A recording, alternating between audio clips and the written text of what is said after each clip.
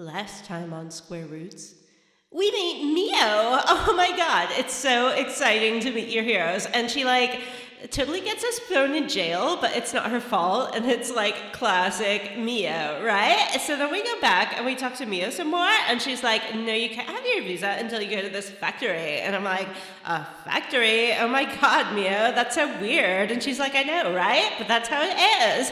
So we go to the factory and then we meet Jupus Tuki. And it's like, Jupus, Mio is totally mad at you. And he's like, oh my god, I didn't even do anything. And then you get him to go away. And then you get the factory, and then you join Mio's fan club. Mio!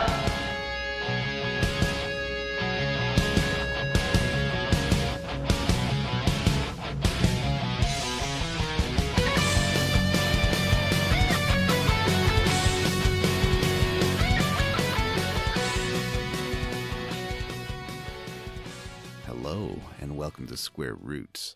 I'm your host, John Brandon, and with me is Matthew Van Zant. Who is this scary man, and what have you done with my John? It's after Halloween, and the scariest time of year is the weekend after Halloween. Ghouls and because that's when candy's boils. cheap and you get fat. Yes. Also with us is the illustrious Vanessa. I'm Vanessa. That was scary. I'm sorry. Well, it's okay. Square Roots is the classic RPG podcast where we play The only through... classic RPG podcast on the internet. I do not make that claim. Where we play through a classic RPG, one chunker at a time. Also, I've realized what we're doing is basically a book report for video games, and I love it. Game, book, report. Game book report. Vanessa, you must love doing book reports, right? What? Are you calling me some kind of nerd? What? No. Just someone who loves Yes. book reports and schoolwork. Probably love graphs and stuff, too. Ooh, this pie chart. I do like to talk about literature and my interpretations of it. Mm-hmm. And I like to get into metaphor and tie the author's intentions with the current events of the time at which the book was written. Don't we also do that with these games? We do. Mm-hmm. It is Game Book Report. I And that's know. the new name for the show. It's a game book report. Sorry, Square Roots fans. You're now listening to GBR, the Game Book Report.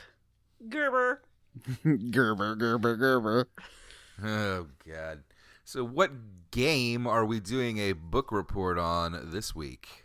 This is part 4 of Rogue Galaxy, the adventures of Jaster Rogue and the crew of the Dorgangoa. I think after this episode, it becomes the adventures of Deego, the buff boy, dog face man. Woof. And the people that you have to listen to when he's not on screen. I think it becomes the menial chores of Deego, the dog face man. And Jaster Rogue. Let's go to the store.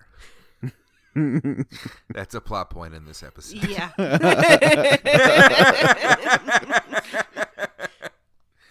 All right, nerds. I just want to say before we start, I kind of like this game, and I see why people do like it, but also this game's garbage. It's had moments that have made me smile or chuckle, but the level design is so bad. Mm-hmm. I think just the quest design in general is terrible, and the world design, and I think it doesn't need to be an RPG. The parts that make me smile and enjoy myself generally aren't the RPG parts. Yeah, if it was just like an action beat-em-up game, that would be fine. Yeah. Huh, that's a good point. I don't mind the combat so much. It's annoying at times, and things can get out of hand quickly, but for the most part, I found it kind of relaxing to run through these long levels when I wasn't pressed for time and stressed out about how stupid long they were. Yeah. So, but we're not ready to talk about. Is it time for us to give our game book report, or is it time for? I want to hear leveling up your life book report. Your life book report. Would you like should to go first today? Not Matthew. Okay. I'll do it. All right. Well, Vanessa, let's open up your life book report. Mm-hmm. Please stand in front of the class and tell us about your week. This week, I would like to talk about my favorite book, The Haunting of Hill House by Shirley Jackson. I've been watching a Netflix show called The Haunting of Hill House, loosely based on the book The Haunting of Hill House by Shirley Jackson, which is my favorite book. And when I say loosely based, I mean in the way that 50 Shades of Grey is loosely based on Twilight. The Netflix series has about that much in common with the book. Some of the characters' names are the same, and there is a haunted house, and very rarely an event from the book will happen on the show.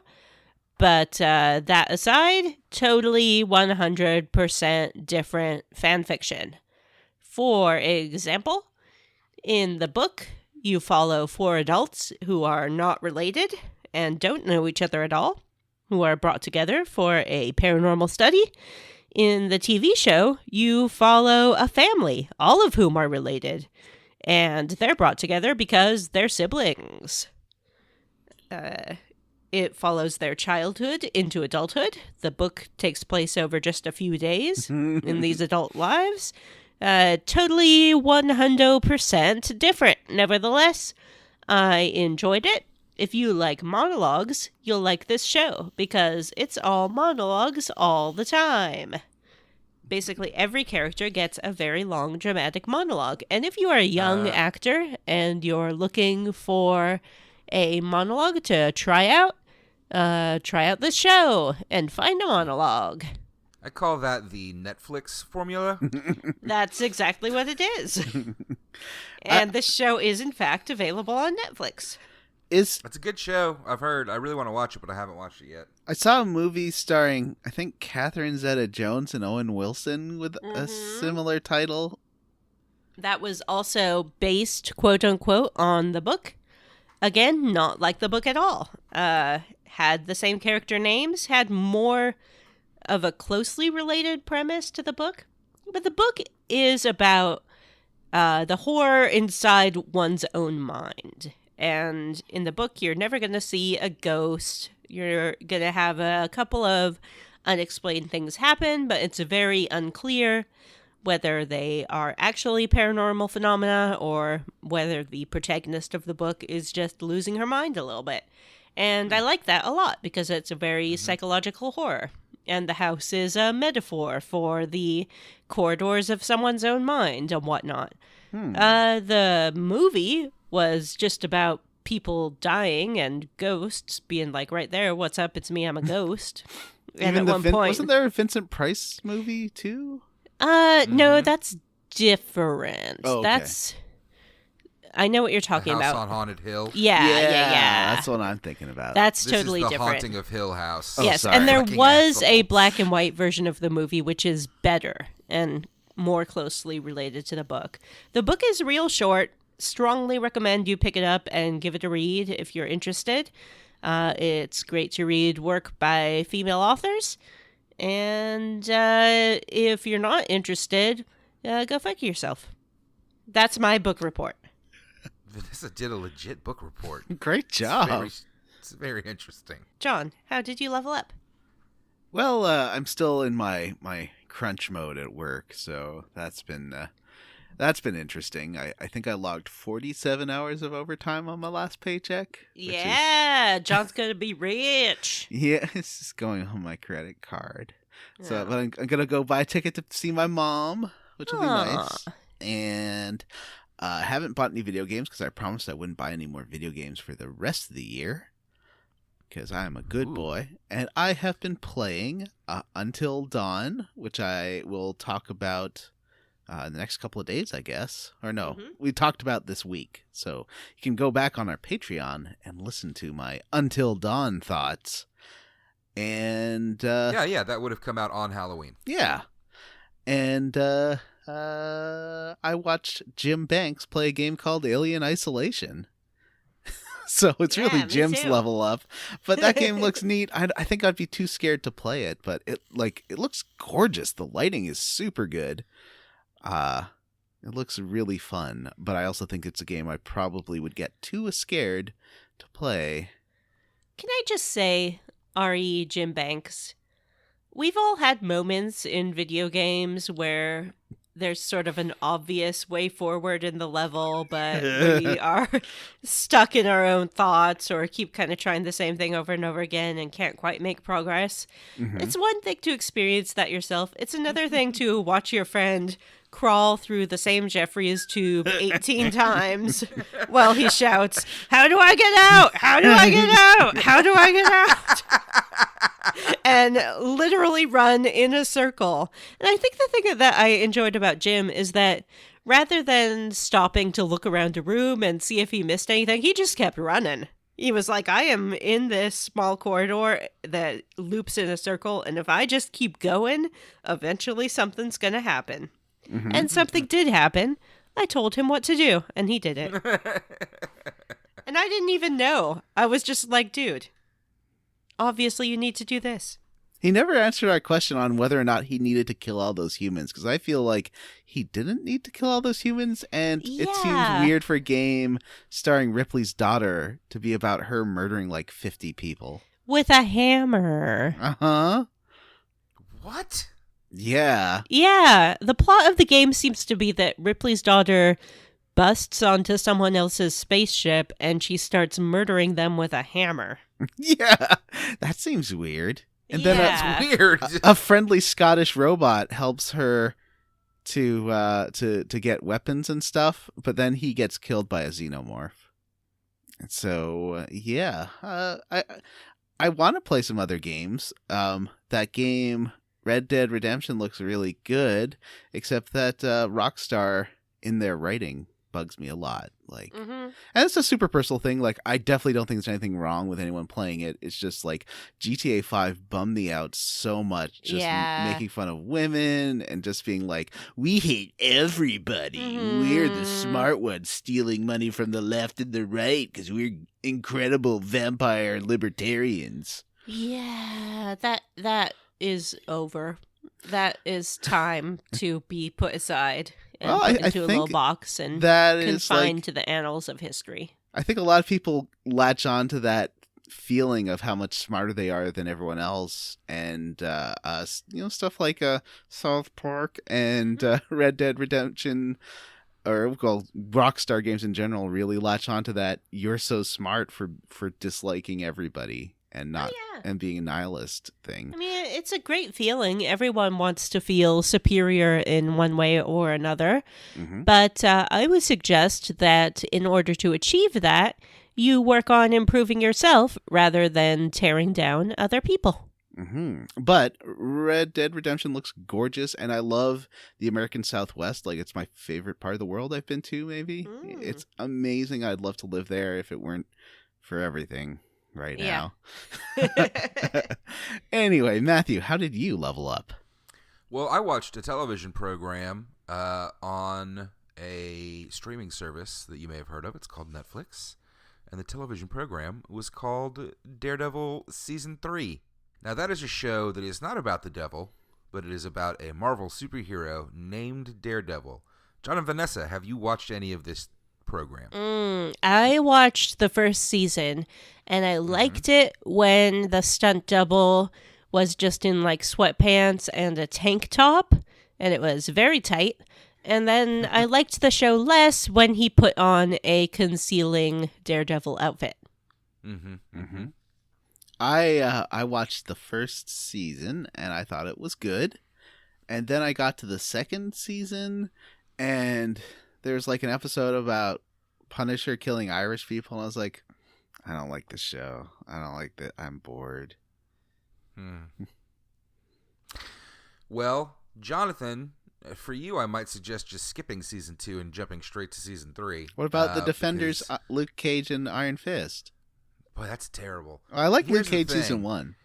This picks up directly from the end of the Defenders season and doesn't really tie into what happened in the Defenders season at all, which is great because that's what it needed to do because that shit was terrible. Even Sigourney, Instead, I love Sigourney Weaver. This season is a direct continuation of season 1. Oh. With Wilson Fisk as the Kingpin. Hey. And a crazy psychotic killer man named Bullseye.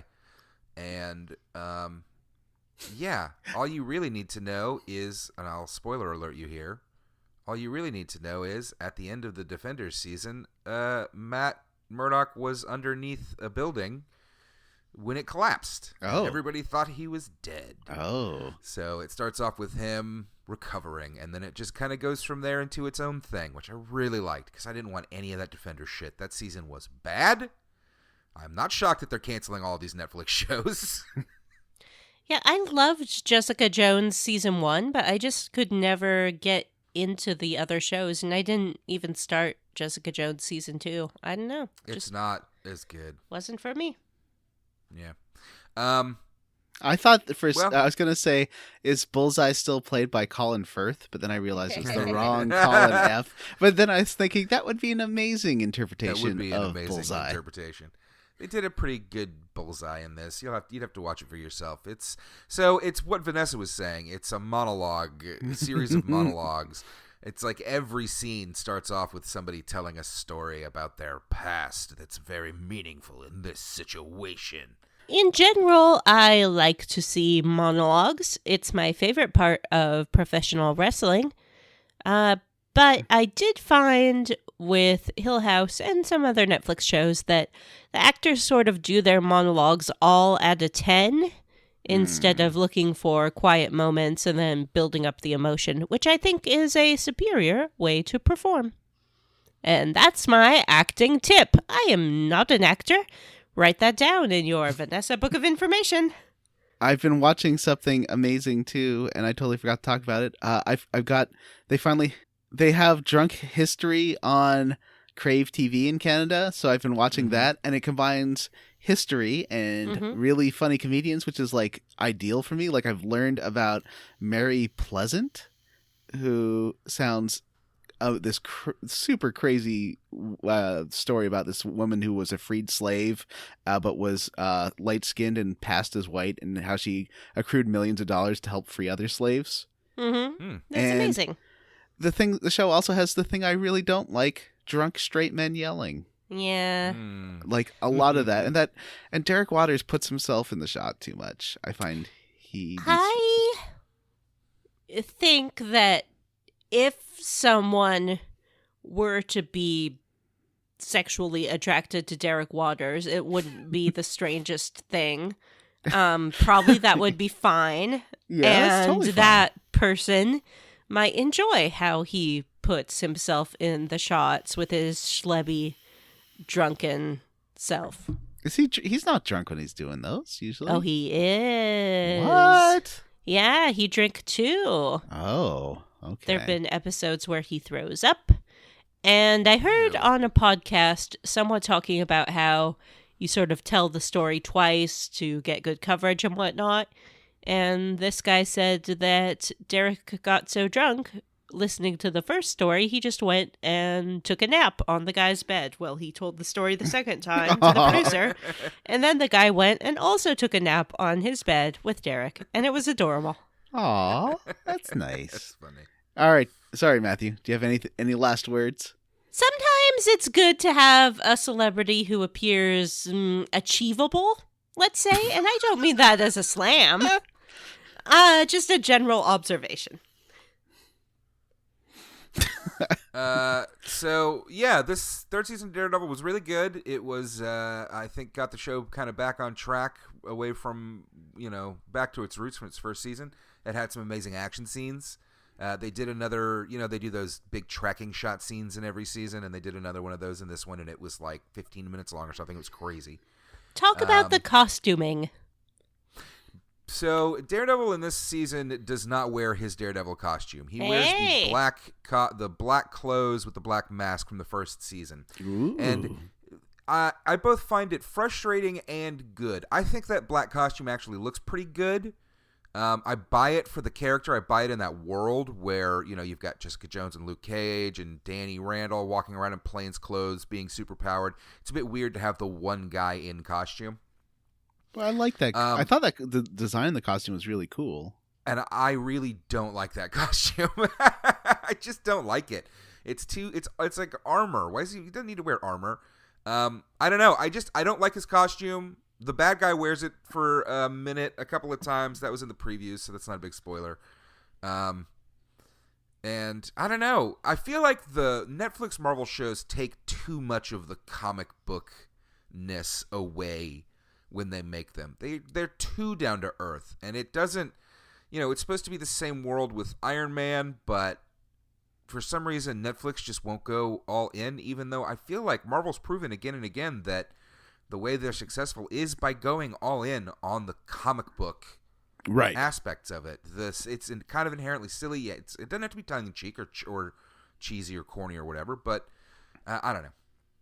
It's still a little frustrating to me, but I think this was one of the best seasons of any of these shows so far. It didn't have a big slowdown. The actors were all amazing. Vincent D'Onofrio is incredible. The bad guy was a legitimate threat that you were very concerned. Like you're questioning, like how could he possibly beat this man? It doesn't. I don't see how it can be done. So I think they did a great job, and I think everybody should check it out. If you, like John and Vanessa, only watch the first season, and you know that there's a bunch of interconnected crap going on with the second season, skip that thing and just jump straight to the third season, because I don't think they even mention the other Defenders characters or any of that stuff. I think he mentions Elektra once or twice at the beginning, because that's the season one thing. How he got there, isn't it? Yeah. So, definitely check it out. And that is my book report. Let's hop into the frog log. Frog log. Ribbit. Let's get ready to do our video game book report. VGBR. Vugbur. Mm-hmm. Vugbur. Chapters 6 and 7. Is it Vabooger? Mm-hmm. So last week we met our new best friend, Jupus Tuki McGonnell. Oh yeah, I forgot his name. We ended the episode with him joining our stupid fucking pirate crew. For reasons? This episode has got some real weird shit going on. Real weird. It's like it's not disc 3 yet, but it has gotten disc 3 crazy. Damn, it is in some ways disc 3 crazy, and then in other ways, you're literally just going shopping with a dog. A hot dog, man. Sex dog. A hot dog. All right, so where do we start off? We're going to meet the captain. Yeah, we got our stupid visa, so now we can go anywhere in space.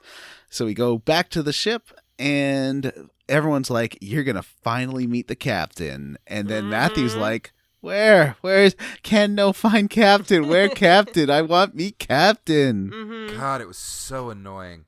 You basically have to run around and talk to everybody, right? No, you just go on the deck. I went on the deck and then went back down. So you have to go on the deck and step in like a particular area. For me, it was, I went on the deck and then went through the doors back in, and that's where Steve and Simon came to say that the captain's ready to meet us.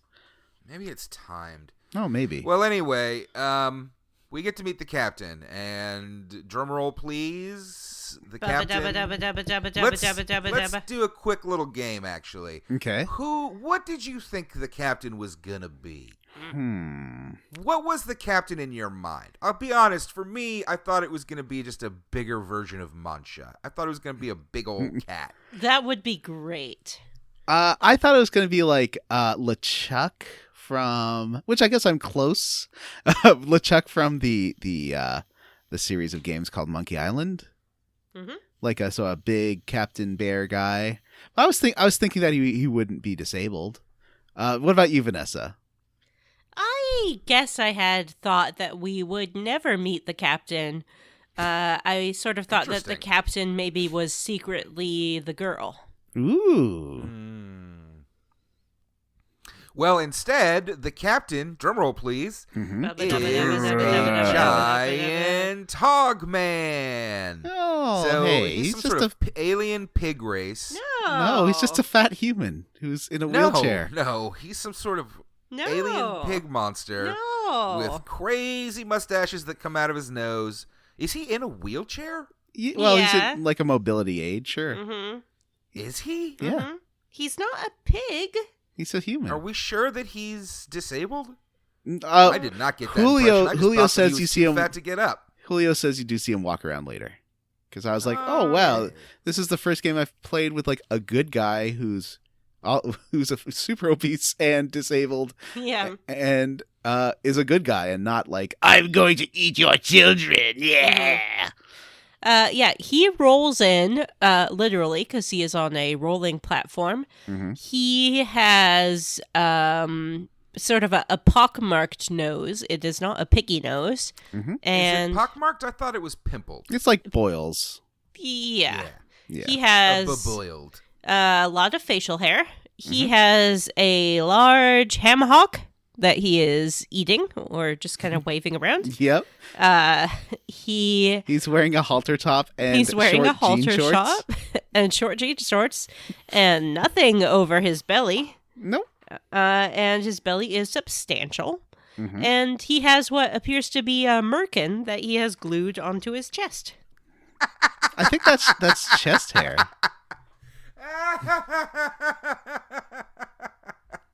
You know, not a lot of fellas can pull off a halter top, and I am glad he gave it a shot. Mm-hmm. He's living his best life. Mm-hmm. And he loves naps. Mm-hmm. And he is sorry that he overslept. For the first 3 days. Yeah, that Jaster was on the ship. And he is not terribly impressed with Jaster. Mm-hmm. So yeah, that's the first thing that happens is he wants to know where Desert Eagle is and is like, uh-oh, it's not this dumb kid. Which Eye Patch Jack knew all along, clearly. Yes. I mean, I felt like up to a point Jaster hadn't really lied and never said he was Desert Rose, but he definitely pushed the lines of playing dumb. Yeah. And but at this point he just tries straight out to lie. Like he just stands there and is like, will he believe it? And that's when I was like, all right, Jaster, you're a piece of shit. Time for you to walk the plank, motherfucker. This game stars Kasala now. But the captain is nice and is like, well, look, you did lie to us all and I should murder you, but how about you prove yourself by doing a little quest for me, a poorly defined quest that I didn't understand. And why does he do that? Why does he give you that opportunity? Because he thinks he sees something very special in this boy. Well, Because his all of daughter your dumb also kind friends- of pleads for him. That's true. Yes, all of your dumb friends come to your aid and plead for your life. The robot, ghost robot, the mole man, deadbeat dad, the daughter. I feel bad that her whole character is girl. Yeah. Mm-hmm. And At least there's Lilica has more character. She's a noble warrior. In a bikini. and maybe Kasala will get some characterization at some point. I don't We think know. so. We I think haven't- Mio has got more character development in this chunker than Kasala has. I guess all you learn about Kasala is her dad has special needs and maybe she helps him out. Like, But you don't use Kasala much in this chunker, right? Oh, no, it is Kasala that's with you. Yeah. Is it Kasala? yeah, she's with you on the mining planet Oh, and does nothing. oh that's right. I did that yesterday. All right, so having pled for our life, we get this mission to go to where? What planet? Veyron? Verdun? It's got Vedra? a D, I think. Vedra? Verdad? No. And this planet is ruled by the By the mob. Yeah. Moriarty clan. Not Moriarty. Not Moriarty. And all of their henchmen are like 60s, like 30s gangsters. Yeah. With laser Tommy guns. It's really it's really dumb. It made me laugh. Yeah. And it's always nighttime on this planet. Yeah. Ah, that's right. Like Las Vegas. So you get off the ship at Vedra. Well, and... hold on. Nope. He says that he's basically the whole mission of the Dorgangark right now is to find this tablet that marked the way to Eden and treasure and power for everybody, which is stuff you've seen Norma talk about before. Mm-hmm. So that is the mission. That is the plot of the game now. Finally. Halfway through. Yes, that's right. And he makes a big deal of how he's going to reveal his plan. And I was my eyes almost rolled out of my goddamn head because it's the most goddamn nothing plot of like, we're going to find a way to a treasured land. Mm-hmm. Vanessa, how did you feel about this development? I felt like it was pretty obvious from the get-go that he was after some kind of big treasured thing. I'm excited to see this beautiful planet of Eden. Mm-hmm. A good way to describe the captain, if you haven't seen him, is Baron Harkonnen. Oh, yeah. He's about the same size and shape, also in a mobility aid. He doesn't, however, squash teenage boys for sexual pleasure that I know of. He might. He does get weird about. He gets weird about Chaz at the end of this one. Yeah, maybe that's why he decided to keep him on. Maybe that's what that ham hock is made of. Oh, and then no! We get to the planet, right? Nothing happens after this. Certainly. No, actually, Matt, you're about to go to the planet, and then suddenly we interrupt this game for boy chat. Boy chat is an old man talking to a boy for about 5 minutes. Mm-hmm. Vanessa, what is boy chat? Boy chat is...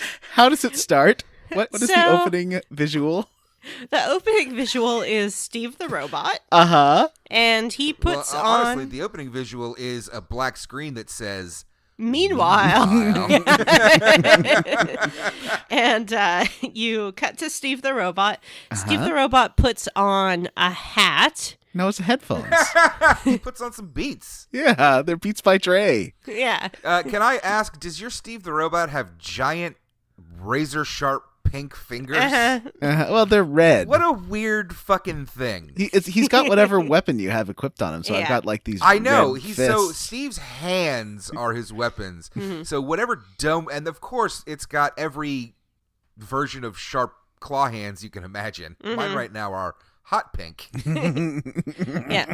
So he puts on his headphones. He's in the Matrix, and then he sort of powers down a little bit, and I guess the professor says, "Can I check your circuit?" Right. He's like video chatting with the professor, and he's like, "Oh, sure, professor." He powers down. The professor remotes into his OS. Yeah. Mm-hmm. And then come the boy. Starts the ghostboy.exe application. Yeah. And Ghost Boy appears, and he's like, "Oh, Daddy, I saw so much in the stars. Chester and his friends are going to this planet, and I'm going too." So Ghost Boy is a narc. Ghost Boy's a narc. Ghost Boy is the snitch for the professor. Yeah. He's Ghost wearing Boy a hat is the from professor's a deck of cards dead son. Mm-hmm. That the Jack wears. That's right. He's Does a he? little That's pompy, weird. fancy boy. Yeah, a little blonde boy. He looks all fancy, like he could be, like John said, a Jack on a card. His name is Mark, which is the name that the professor called Steve when he first saw him. Mm-hmm. And the professor's dead son. Mm-hmm. All right, so he's been uploaded. What happens here, if we're glossing over this too easily, let's make sure that we're all on the same page. This robot has a ghost in him. Yes. This robot has a ghost of a dead boy living inside of him. Does he know that he's got a dead boy? I don't No. think so. So this robot has a pet dead boy living inside of him. Yes. And I guess the robot's purpose, so far as his father creator is concerned, is to tour Dead Boy around the galaxy so Dead Boy can see all the sights he didn't get to see when he was alive. Aw. So is this terrible? Steve has his own consciousness, right? Yeah. Nah, he's a robot. Oh. So is he just like being enslaved basically by this professor and his ghost son? Is my iPhone being enslaved by me? No. Your iPhone's not conscious. It's more like the boy is like hitchhiking on someone's life. It's like a parasite. But he's also snitching. He's hitching and snitching. He's snitching him out. Yeah. Father, I'm having ever so much fun with Simon or Steve and his friends. I'm gonna snitch these little bitches out. I hate their guts, and I'm gonna tell you everything so that you can relay it to your masters, the bad guys. He's having probably. a good time. Mm-hmm. I don't think this So is anyway. a negative thing. I think it's just like a plot recap, except they never say anything of use or value. I can't help but think that, like, how would you feel if someone could just remote into your head and turn you off, and then it turned out that they had attached a ghost to you that was Not watching good. everything you do? I wouldn't feel good about that. This is not good. And they treat it nonchalantly. And they also, it goes nowhere and nothing happens. They just have a conversation, and then you land on the planet. Yeah. It cuts to a cutscene, and you land. Yeah, I don't want to get too far ahead, but they don't just have a conversation.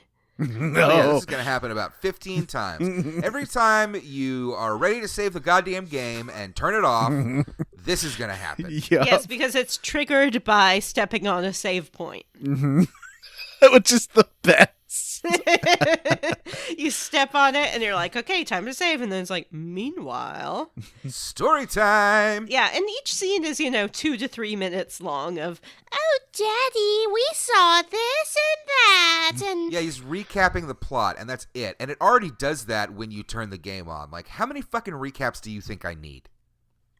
they think you're real I mean, dumb. you personally? Fair enough. Fair point. You got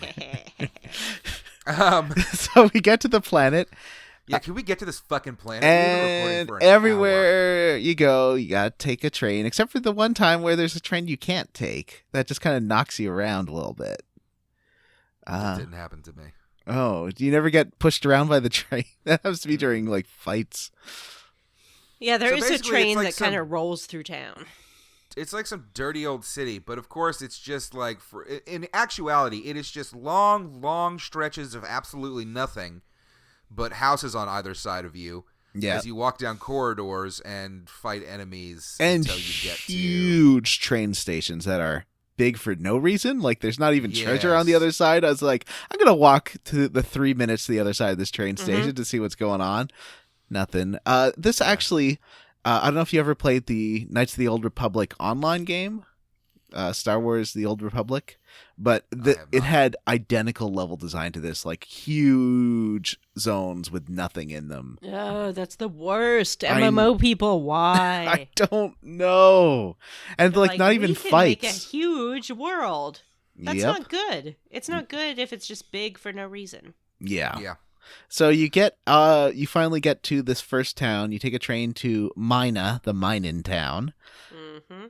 And the first guy you meet is an old-timey explorer wearing a pith helmet named Burton. Yeah, that's weird. He's very Mhm. short. He's like 3 feet tall. Mhm. And he is looking for that tablet. Mhm. He's like, "Oh, maybe we can combine information and find the tablet together." He is ready to jump in bed with you, knowing nothing about you. I trust you. I'm a very trusting old man. He's also on the lam from the mob. And money is no object. Yes, so he claims. Yeah, we never see proof of that. I think he's just a braggy British person. Yeah, he isn't traveling with an entourage or some kind of bodyguard like you might expect a very wealthy person to have. He does have a very long nose. He has a extremely long nose. Disturbingly which, long nose. Yeah, leads me to believe that he is super hung. Oh. What? What? That's what, long nose, long... I've never heard that before. Toes? Did you Long make that up? toes. Long nose, long toes. He tells us we should go to Angela's bar, which is like the place to meet and greet. And I like the look of this level. It's like neon Blade Runner cityscape. And then he gets us attacked by a bunch of hooligans in suits and fedoras with laser Tommy guns. Yeah, they're like, don't make things hard for yourself. Don't disobey the moralities. You get on the bad side. See, I'm gonna shoot. I wish they don't really talk like that, and they really should. I think the game would have been better. But yeah, they're dressed like that for sure. And you have a little fight against these guys, and they're shooting you with their Tommy guns and doing like 5 damage. It's great. Mm-hmm. Blap, blap, blap, blap, blap. Blap, blap, blap, blap, blap. So we dispose of them real fast, and they get up and dust themselves off after being hit by our swords and guns and knives and run away. And then we run into Chie and Miyoko. The saddest characters in this That's game. right. Why did we run into them again? What the? They're still looking for their husband/father. We're so very hungry, not both Mother. at the same time. Yeah, they're like... Yeah, that little girl is still starving. Yeah. Which is... Feed your kid, lady. I have at this point I had 30,000 Zen or 50,000 Zen, so I was like, can I just give them money? I just feel bad. I don't Or need some this. of the food that you're just feeding to bugs. Maybe like give them one of those. No, you can't. And the mother is really talking up the father. She's like, oh, he's doing important work, saving the galaxy, and we just need to find him, and then it will be great. If I was her, I would be looking for him to put a shiv in his ass. Mhm. If I was her, I would be carrying on with my regular life and not trying to hunt down my husband. Well, she says he's trying to save the world. I think that she's just talking shit Oh. so that the little girl will calm down. Yeah. So while they're looking for Daddy, we find Daddy. Yeah, baby. Yeah, baby. So how do we meet Deego again? I don't quite remember. We go to How do we Angela's end up at this bar, cut he's to in Angela's bar. The widest, firmest lats you've ever seen, and the camera, sexy saxophone music fills Yeah, the just air. in case you weren't attracted to this dog, they play like the most generic sort of sexy softcore porn music, just so you really get the point that this dog is there to go to Bone Town, if it were. Yeah, and the problem is that his life has been real rough.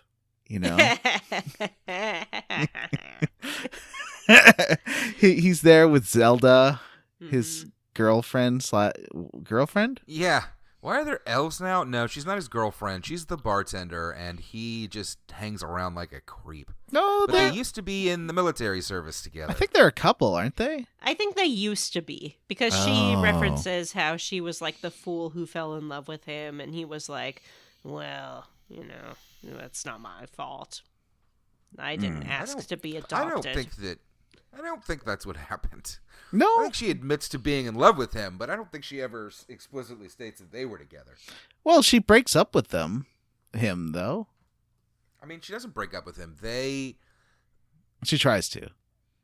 She doesn't try to break up with him. They're not together. They are not a couple. Totally a couple. They're not. I believe that they used to be a couple and Okay. are not one anymore. Well, I believe they are that currently they've never been a couple. but have worked together in the past, and that they're in love with each other, but neither of them will admit it. I mean, he hangs around her bar all the time, and She clearly admits it. takes care of it. He's sitting there, Not to and him. she's like, yeah, she does. Because he's like, I'm just a sad old dog. And she's like, and I'm the fool who fell for him.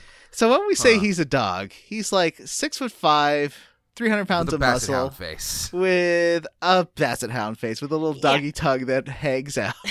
He's got robot bits, like a giant robot fist and a robot hat. And robot other bits. Yeah, well, his junk, I think it's a codpiece, is a hexagonal, like, button on his dick that's huge. Yeah. I don't know. It's an odd outfit. I mean, the whole thing is odd. The whole thing. And, his chest, he has a white chest, and I don't mean Caucasian, I mean white, and then, like, brown around it, really kind of strongly indicating that he is covered in fur. Uh-huh. Yeah, I think he's furry for sure. Yeah, he definitely is furry. But like a short, bristly hair, not a long, shaggy coat. No, I made there was a play on words. I understand. Okay.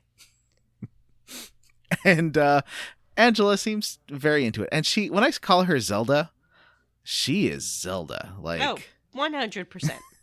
She is 100% Zelda. Yeah, I mean, she practically has the Triforce hanging out of her ass. She's so Zelda.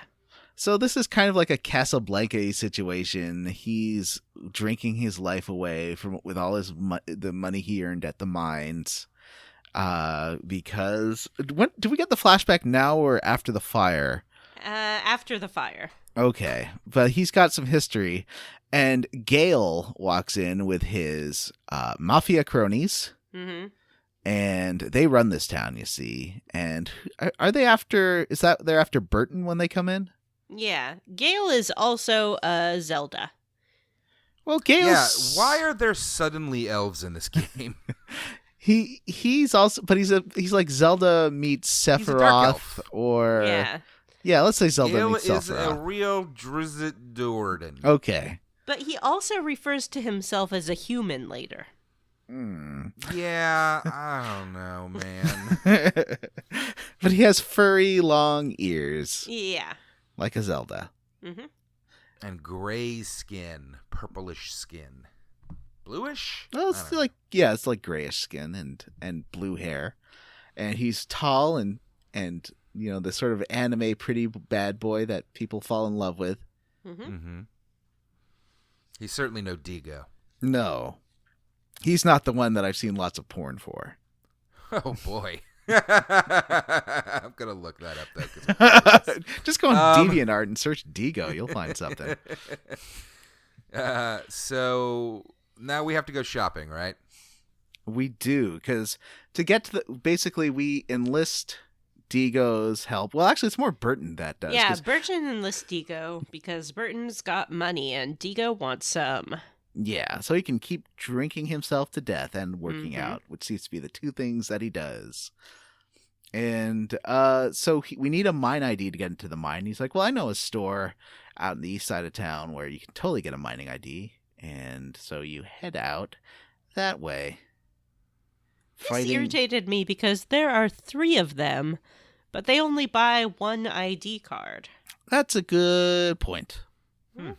And you talked about how Gale came in and was a big dick, and there was like dramatic tension. Oh yeah, yeah. So Gale and Deego seem to definitely have a history, and Gale's making fun of how Deego's just drinking himself to death, and they obviously knew each other, and because Angela has a picture of Deego, Gale, and herself together being friends.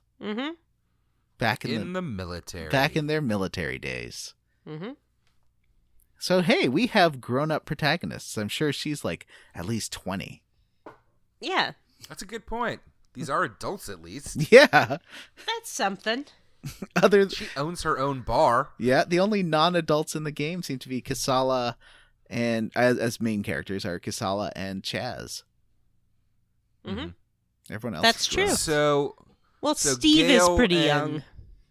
Deego don't like each other, and Gale's all, what is this deal? He's like, we're keeping an eye on you, or some shit. What?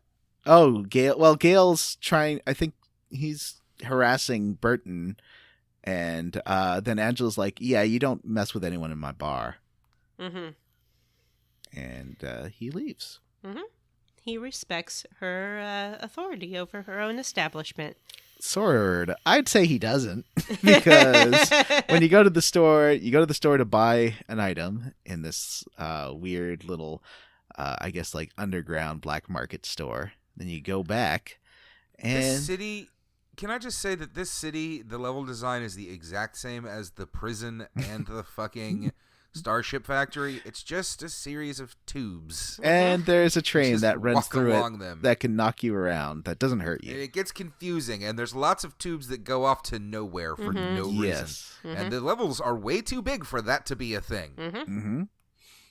And yeah, like I wandered around looking for Angela's bar for about 10 minutes. Like I do like that there's big levels, but there's just not enough in them. There are NPCs, but they all say like variants of the same thing. Like the police don't even try to arrest people anymore. It's just the Morarties. Yeah, there's just not enough. There's occasional shops, Yeah. which can be helpful. There's occasional treasure chests, There's which one- do have stuff in them. There's But one there's just shop not in enough. this level, maybe. Yeah. It's just these huge levels with nothing. And you can't traverse them quickly enough also. You're slow as shit, and it makes me nuts. There's no run button. Ugh. Yeah. There is fast travel once you get to save points. Yes. You can zap around those, and there's no loading times, which is nice. Yeah. So I was able to teleport straight to the store and then teleport back Yeah, to Angela's exactly, 'cause bar. I'd already been Or I there. went to teleport back to Angela's bar. You buy the fake ID, and as you walk out of the store, Burton comes running up screaming because Angela's bar is on fire, and Angela won't leave the bar. Which seems weird. And Gale has we should mention Gale has this like henchman who looks like one of the bad guys from Final Fight. He's got like a mohawk and glasses, and he's like Yeah. real snivelly. He's like, Yeah, all he does is laugh. And Yeah. Gale keeps shoving him out of his way. It's like a running joke that's not funny. Yeah. It's really dumb. He's sort of a Peter Lorre type character. Yes, perfect description with a purple mohawk. so we go. He kind of looks like one of the mutants from Dark Knight Returns. So we head back to the bar. The bar has burned down, but Angela's safe. She's just sitting outside. Yeah, she did, in fact, leave the bar. And what does she say? This is where you get she's the. like sad. She's sad. This is where you get the War Buddies flashback. Oh, right. So you see that Deego and Gale were once companions in a war, the war that takes place in a hallway. And in hallway war, there are no winners. There are only losers. 2024. Deego takes a look at the people he's shooting at and sees like children and a civilian trying to rescue his daughter. And it's like, wait a minute, these aren't bad guys. These are just people. And this isn't a trained military force. These are civilians. And Gale's like, we got to do the job. And Deego's like, no, I won't shoot civilians. And Gale runs out to shoot more civilians. And Deego walks into the line of fire and gets laser zapped. Yeah, he spreads his arms and screams like, cease fire! And they shoot his ass anyway. And I think that's why he Fair has enough. all the RoboCop bits on him. Oh, yeah. I didn't think about that, but that makes sense. Yeah. So, and then Gale goes nuts and goes after those civilians like a Anakin Skywalker in a room full of children. Yeah, there's some tension between Gale and Doggo Man. Deego? Yeah, I think Gale and Deego have like an unrequited thing, like a one-way really? thing. I don't know. There is a. Well, I mean, it's that it's like the anime trope of the two guys that like have a bond that you could easily interpret as romantic if you wanted to, but it's Have more the like a rivalry. rivalry. Yeah. So you don't think that they Eiffel Towered Angela? The Devil's Eiffel Triangle. Tower. the devil's pitchfork. Who knows? They may have. So, If she likes it, why not? Yeah, why not? They could have been a throuple, and now, after the war, like the triad dissolved. Yeah. That honestly, that makes nothing in the text of the game would prove that Nope. wrong. So that's canon. Okay, Yeah. yeah, all right, polyamory. You got your big dog man. You got your lady, but she's sort of the boss. Yeah, And you got your soft boy. yeah. The Soft irony boy. is that Deego is the sub. Yeah, absolutely. So Gale's pretty. Gale's So they pretty, both and left he's a the switch. It's weird. So they left the military, but let's just dive into this. Here's what's happening. They left the military, but now Gale has a plan to do some shit that we're gonna have to go stop him from doing because that will, and then he's gonna rejoin the military. That's what Deego thinks, but Gale was never going to do that. He wasn't. As No, we'll he learn wasn't later. I don't understand anything that happens in this chunker, Matthew. I didn't think that that's just what Deego thought. I thought that's what he was doing. He was trying to get off of Verda and rejoin the military. No. Okay, so we go through the mine. Can we just gloss over that entirely? There's Yes. no narrative other than you have to take another train in another immense train station that takes 15 minutes to walk Are there through. any more boy talks? Boy Probably. talk. Let me see. There is another boy talk. No, it's at the end of this chunker. Or no, Yeah. at the end of this chapter. Boy talk. So All right, you so take you the go through the train. mine. Yeah, you get down there. You have to. Did we say this? Now you have to go chase down Gale. Yeah. Right? Yeah. And what has he got, or what is he doing? I don't remember. He's helping the mafia people collect the tablet, and the mafia people are doing it for Datron. Do it I guess for Datron. So the tablet is like immense. It's like the size of a house. It's not like a little tablet. Oh, And that's- bigger than a house, even, I'd say. A large house. So you go through the front gate of the mine, and they're like, "Oh, you need ID," and we got ID for one person, but it's still enough to let us in. The mine is staffed by robots who brag about how great they are at being miners, except that they also say they need to take. Some of them say they can work all year, and some say they need to take breaks. And there's also big buff miner men that are like, "Hey, we're just breaking some rocks." Mm-hmm. Working up a sweat. And then they make So you run through here and fight a bunch of monsters, and it's really fucking annoying. there's the only You also miner start talk. getting attacked by a new type of monster that is like a walking volcano. Those are the That worst. you have to jump and hit in the head. Mhm. It's the only one that you can't just insta-kill with your abilities, and it's really fucking annoying. Especially since they catch you on fire with their volcano attack. Yep. Why wouldn't your abilities like Desert Wind not affect those creatures? It doesn't make sense. It doesn't hit their know. heads. It's a low attack. Every group attack is a foot attack, apparently. The only interesting piece of NPC dialogue in the mines is one miner who says there's only men here because women don't have arms big enough to do this job. Bullshit. Have they seen Lilica? She could kick Super the crap out of them. Mm-hmm. So eventually we catch up with Gale, and this is the worst thing that happens in this game. It's so far Yeah. is a bad boss fight. Well, In two fact, bad I boss think fights. someone sent a before you play to the group Mm-hmm. that we looked at before we started playing this game, and it referenced a boss fight that made people want to rage quit. I And forgot about that is this. And it did. that. So it's a 2-part boss fight. Part 1. You can have lots of fun. It is pretty fun. Part 1 Part 1's not bad. is Yeah, another part one's stupid fine. mech. But I kind of liked this one because you get to knock its arms off, and then it doesn't have any arms. It's just like, "Bleh, bleh, I'm dumb mech. I don't have you're any fighting arms." You're fighting Gale in a mech, and he's got like a missile launcher arm and a flamethrower arm, and you get to bash them off. Mm-hmm. How did you guys do this? I used illusion sword and just jumped and hit because Yeah, it me did too. a lot of damage. Illusion sword is a good skill. Yeah. Illusion sword Oh, volume 2. Can I just talk about Illusion Sword for a second? Please course. do. Because in this chunker, I told you last time I didn't get that ability. I never got the drop that That's right. lets you unlock it. So I was like, oh, I'll just go back. You've unlocked the ability to travel back to old planets. So I went back to Jerica. I got the Earth key. I opened up all the chests. And then I was like, oh, how do I get this material I need to unlock this skill? And it says, oh, you fight these 2 enemies. One barely appears. The other one, the smiley, that you have to jump on to kill. It appears in one area pretty consistently, and I farmed them for about 2 hours before unlocking that material.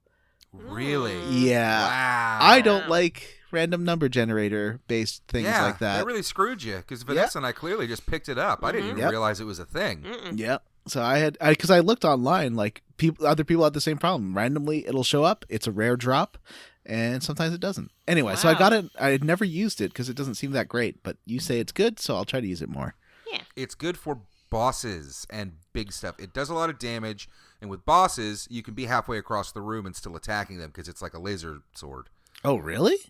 Yeah, it's like a Zelda sword. Like suddenly you can shoot lasers out of your sword. Yeah. So it's really handy for boss fights. Okay. Other cool. fights, I still just use Desert Wind every single time, and that usually takes out everything on the screen. And you're leveling it up with, because there's some, if you have Desert Wind. Oh no, I'm thinking of the sword. I think I've got level 2 right now.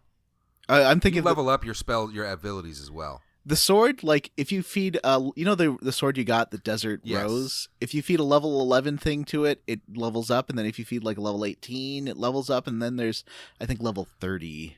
You have to feed it a level 30 weapon, and it'll level up again. Yeah, I think I have Desert Rose number 3 or whatever. Yeah. So is that better? Should I be doing that? It's the most powerful sword in the game. So yeah, it's good. But all you have to do is find a level 11 thing, and then a level 18 plus thing, and then a level 30 plus. I think so. It has to be those exact levels. No, or it can be anything above 11 that. and up, Yeah. 18 and up. Yeah. So if I fed it a level 20 something, would it automatically level up to Desert Rose 3 It would or be whatever? 2. It would be 2. Okay. Well, I'll check that out. That's interesting.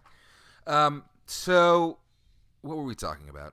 I have no fucking idea. Oh, so you're fighting the stupid mech. Yeah. And you beat it, and then you get a little cutscene. And I think. Yeah. Right? Deego and Gale have a conversation. And they're like, you can still change, as they always say in this game, which is the kiss of death. And,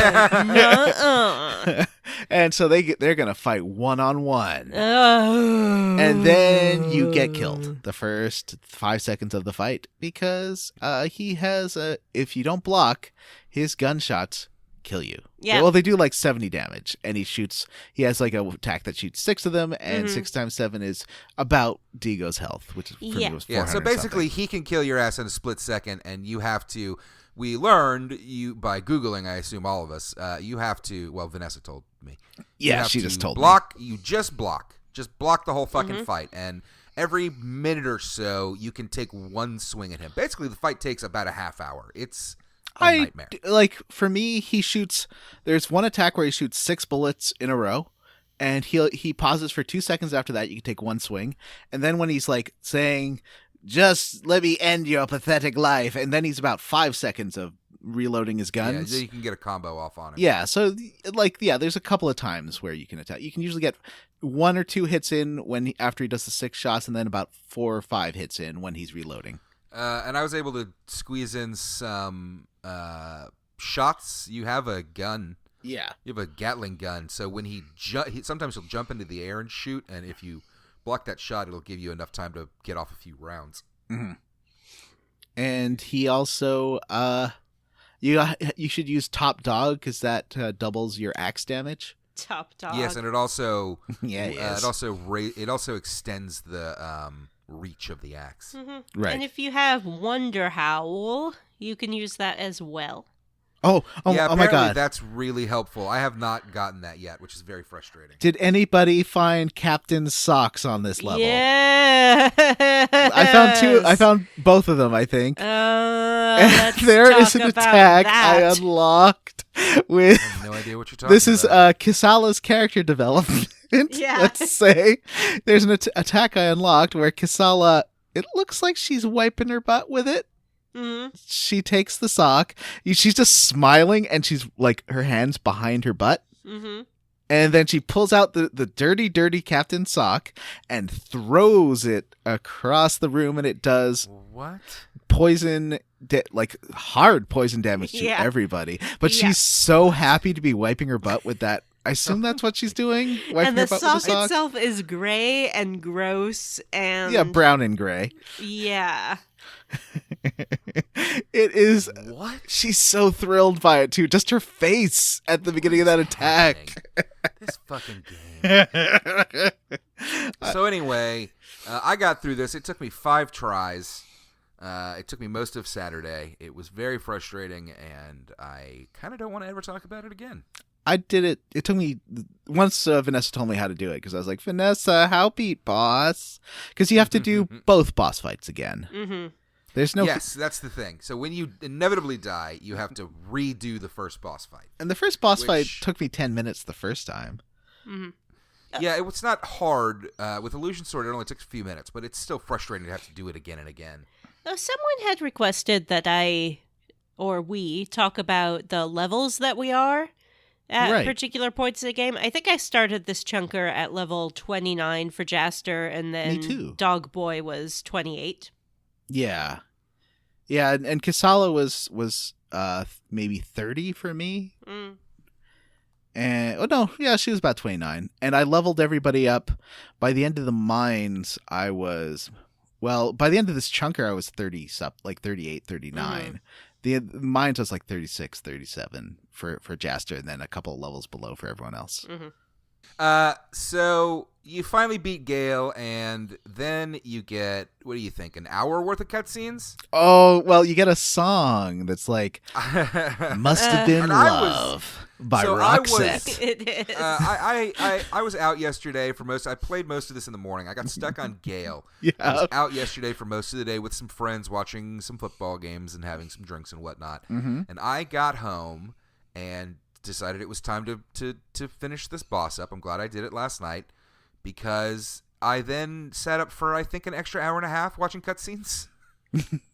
Must have been love, but it's all right. Just walk us through it. now. Can anybody walk us through this cutscene? Oh, This series Vanessa, of 10 cutscenes. I feel like We get Vanessa boy talk, we get is everything here. This is a whole thing. Vanessa is really the most qualified to talk us through this amazing. I'd call it a montage. Yeah, it's a montage. It has this, music playing under it, but we also get dialogue. Mm-hmm. So, of the scenes that we get Dog Boy and Zelda.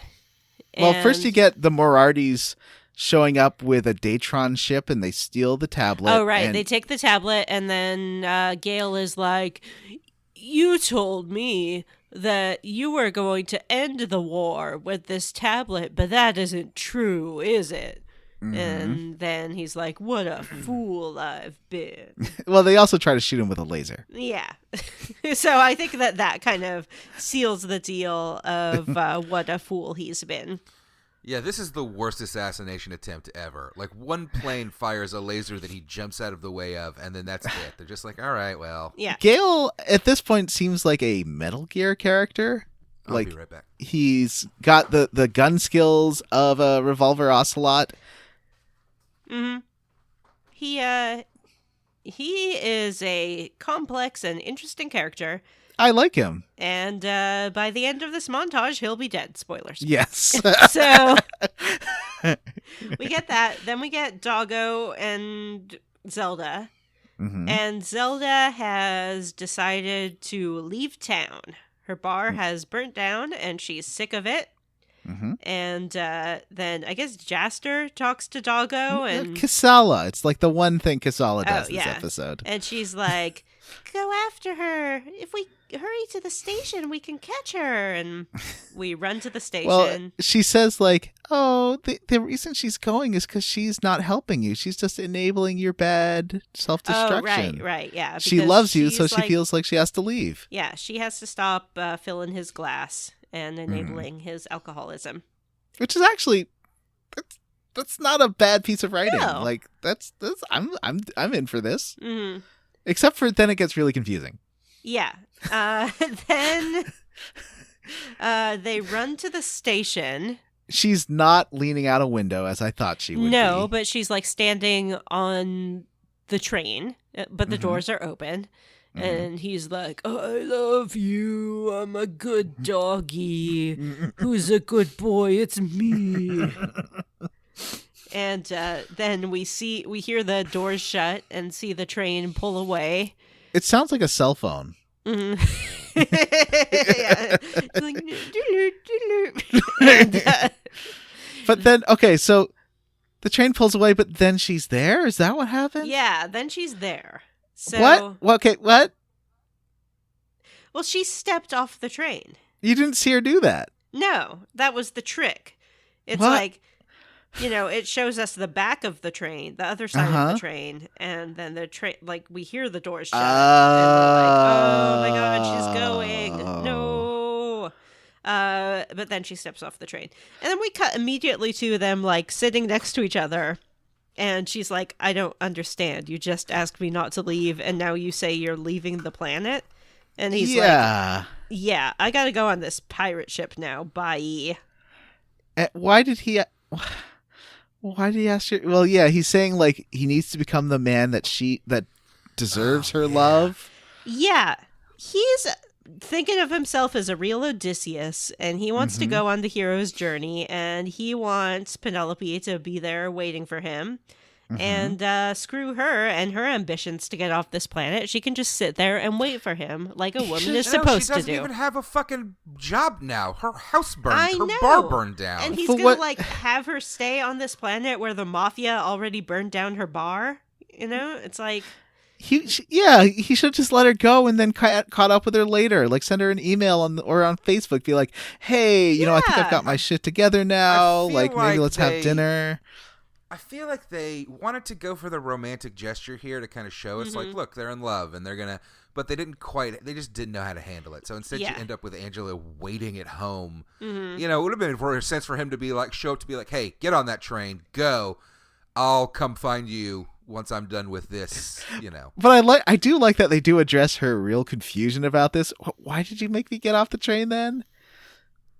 Also, meanwhile, oh, God. The mafia boss, who I think we saw, did we see him once before, Zax? Or did they just talk about him? I don't remember. He's a real godfather. Like, he's wearing a I white don't remember suit. seeing him before. He's wearing a white suit. He's walking on like one of those overpasses in Future City with his henchmen. What's his name? Zex Morardi. Oh, that's right. The Morardi family. And Gale is standing there. And I guess the mafia guy's like, oh, we don't really need you anymore. Yeah. And they're going to kill him. And then Gale is like, no, I'm going to kill you.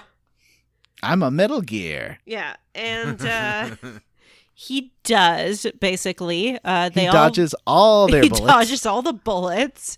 And then jumps to Mafia guy and shoots him in the head. Yep. And then... straight murders that guy. Straight up kills everyone else. And then he's... real fucking... real out of left field to just be like, by the way, while Jaster continues on his adventure, his old foe Gale stayed behind and went Punisher on the Mafia. In this comedy game? I mean, he just executes him. It's really fucked up. Well, it's not like the next scene is pretty hardcore. Yes. So okay, now just imagine that Must Have Been Love or a sound-alike is playing in the background of this. And then he's walking down the stairs and he sees the Peter Lorre guy. And he says to him, oh, it's you. You're free now. You can go wherever you want. And the guy sort of walks up the stairs and gives him what appears to be a little hug. And then he backs away and he says, for what you did to father. And then he falls down a flight of stairs. Yeah, he falls down the stairs, and then Gale looks down and sees a golden knife stuck into his ribcage, and he says, I see how it is. And then he falls down dead. What? Well, he reaches up to a star, and it's like... Oh, right. Deego, he's like, yeah. This is our star. Yeah, lending a lot of credence to the romance theory. Yeah, the triad. And, what just fucking happened? And Angela looks longingly at the burnt photo of her and Gale and Sex Dog. Sex Dog. John. This is a G-rated podcast. It is. Please don't talk about red rockets.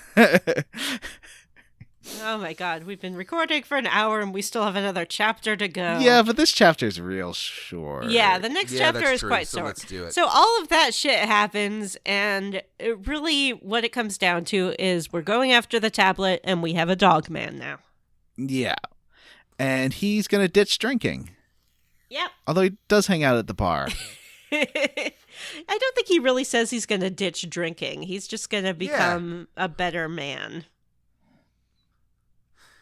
And what was the name of the bar again? Valerie's, It's like that scene in Thor Ragnarok where Valkyrie's like, wait, no, I'm not going to quit drinking. I'm still going to drink. Have you seen the bartender in the ship? He's got Geordie LaForge visor. And I think the bar is called Valerie's for some reason. And I feel like there's a whole story there we just never get to see. I'm sure that we will at some point. Don't worry about it. This game just loves talking about totally random people. Can you imagine watching a fucking movie and it's like every episode, every chapter, can you imagine reading a book and every chapter introduces an entirely new character and like tells you their entire backstory and nothing basically happens with your main character? I think a lot of the best Stephen King books do that. Oh, really? Isn't that what Game of Thrones is like? So you cut to so the captain's like, we're gonna follow that Datron ship and get this tablet, and they're going to Rosa. But cut to Apple style press conference. CEO Mumbles is there along with the bad guy we saw with Norma. We only saw the back of his purple head last time. He was the one who was like a real Mr. Big from Inspector Gadget. We finally get to see his face. Describe this CEO. He's a troll, like literally. No, the CEO is the old man who speaks like... Yeah. No, that's not the CEO. That's the head of the government. No, that's the CEO. No, the CEO is the purple guy. I sure? agree with Matt. CEO is the purple guy. Guy in the chair is the head of the government. The kitty is the admiral. He's the chairman, maybe? The boob lady is the chauffeur. So the CEO... Rocket Tits is Trollman's personal assistant. Valkrog is... Okay, there was a movie that was covered on the Flophouse pretty recently called, was it Dwarmers and Dweegans or something? Oh, Dweegans and... Dragons? Yeah. Dweegans and leprechauns. Yeah, so Dweegans is exactly what Valkrog looks like, except purple. Like, so a giant, hideous troll head. Mm-hmm. And he's got blonde facial hair. He's got a little soul patch and a tiny little mustache. He's wearing pink eyeshadow, which honestly is a nice color on him. A lovely fur coat. He is extremely queer-coded. He's got jewels, and he's very fancy. So Valkrog is the one who wants to rule the universe. We saw him talking to Rocket Tits last time. And so now he's offering to sell like a super ship to this leader. And Admiral Barnage, who is the cat we hung out with in the prison before.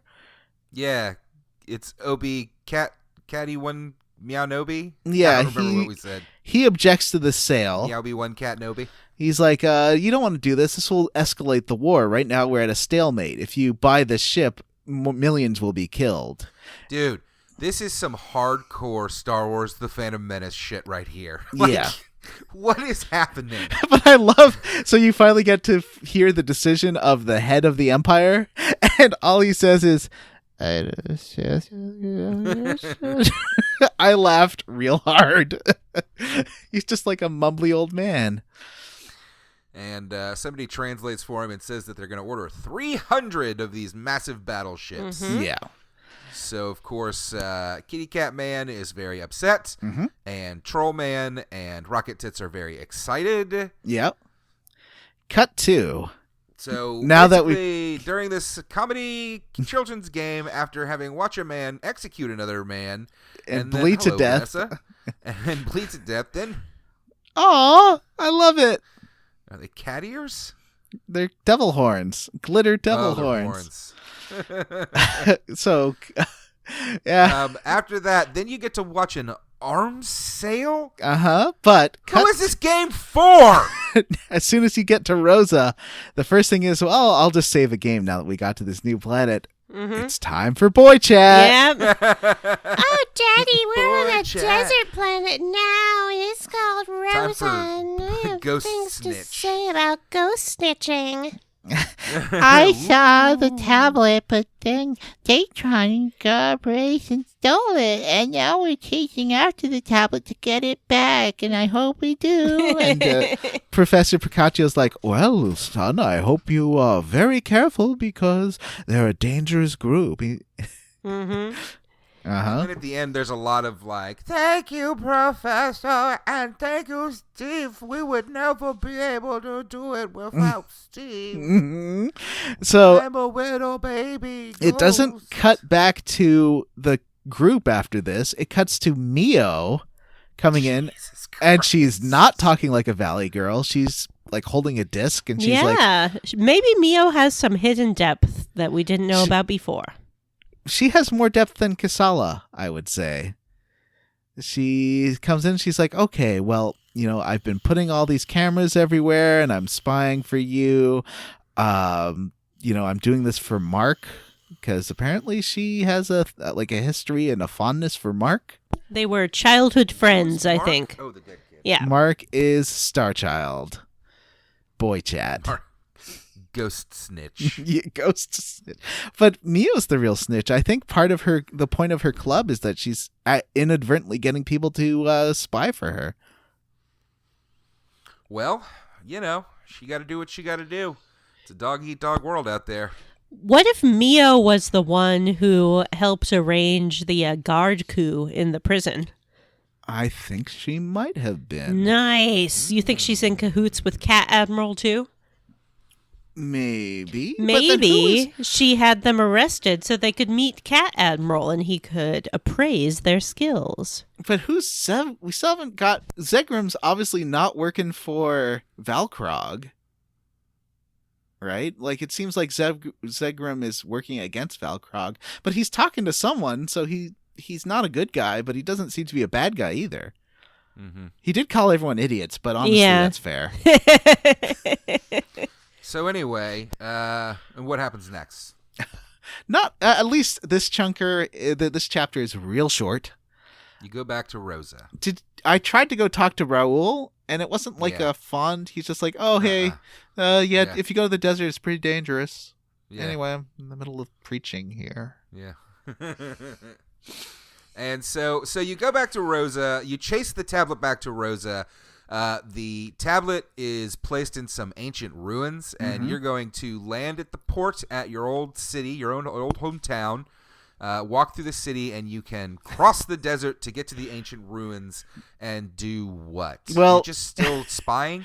did you the like tablet is fucking huge. Did It's you not like you can steal it. the part where the cat wants a different plan, but I guess Kasala and Jaster argue for the plan that we do take, and Yeah, Cat claims that Cat has veto privileges over any because plan. he's first mate. Yeah, and that's clearly Yeah. not the case.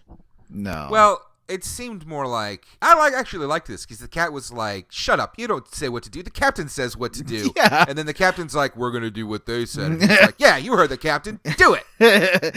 I'm brilliant. I like. And what's Like- her name? Bikini Warrior hates the cat. Yes. Yeah, but it's entertaining. She beats him up. I would watch Mark this me. anime. I guess this is this irresponsible Captain Tyler basically, or is Cowboy Bebop or one of them's. I don't don't know know. what that is. I don't watch anime. Because this seems like a fun anime, basically. And so as Matt was saying, you go to the desert and go to the ruins. The fight on the way to the desert, there's upgraded volcano enemies, and it's really like I had to go back and get new healing items because I just ran through it like twice on the way to the ruins. And those This was a good spot for leveling. Actually, there was a ton of strong enemies, and they gave you a lot of money. they're hard though. I did not. I did. So, okay. This is the first time in the game when you get to choose your own party. Yes, that's So true. That's exciting. Who'd you put in? I decided to keep Doggo, but I swapped out Kisala for Janet. What's his name? Janice? Jupin. Janupi? Jupin Tukey. Jupin? Jupus? I decided to Jupus? I decided to swap in the Master Hacker because I hadn't gotten a chance to use him yet. Mm-hmm. And I was able to pretty quickly get him a ability called Yo-Yo Shot. Yeah, that one was neat.